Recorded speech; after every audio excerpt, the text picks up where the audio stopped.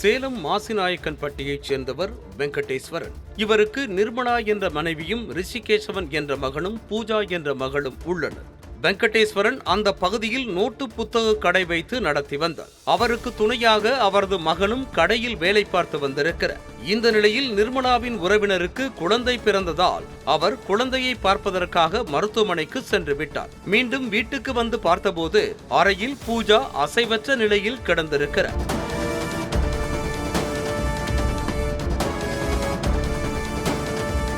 அவரது கழுத்தில் தூக்கில் தொங்கியதற்கான அடையாளம் இருந்துள்ளது. அருகிலேயே வெங்கடேஸ்வரனும் அவரது மகன் ரிஷிகேசவனும் தூக்கில் தொங்கியபடி இருந்துள்ளனர். இதனை கண்டு நிர்மலா அதிர்ச்சியடைந்து கூச்சலிட்டிருக்கிறார். உடனடியாக அக்கம் பக்கத்தினர் 3 பேரையும் மருத்துவமனைக்கு அழைத்து சென்றுள்ளனர். அங்கு அவர்களை பரிசோதித்த மருத்துவர்கள் 3 பேரும் ஏற்கனவே உயிரிழந்து விட்டதாக தெரிவித்துள்ளனர்.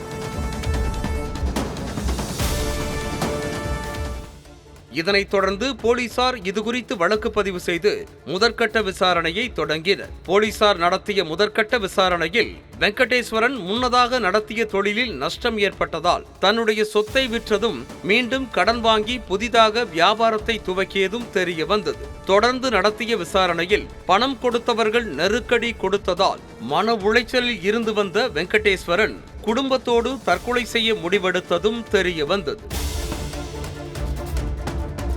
இதற்கிடையே வெங்கடேஸ்வரன் ஒரு நோட்டு புத்தகத்தில் யார் யாரிடம் தான் எவ்வளவு பணம் வாங்கியிருக்கிறேன் என்பதை எழுதி வைத்திருக்கிறார்.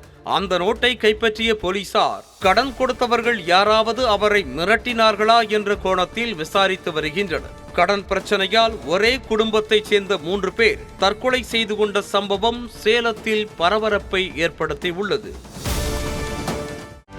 செய்திகளை உடனுக்குடனும் துல்லியமாகவும் தெரிந்து கொள்ள சப்ஸ்கிரைப் பண்ணுங்க.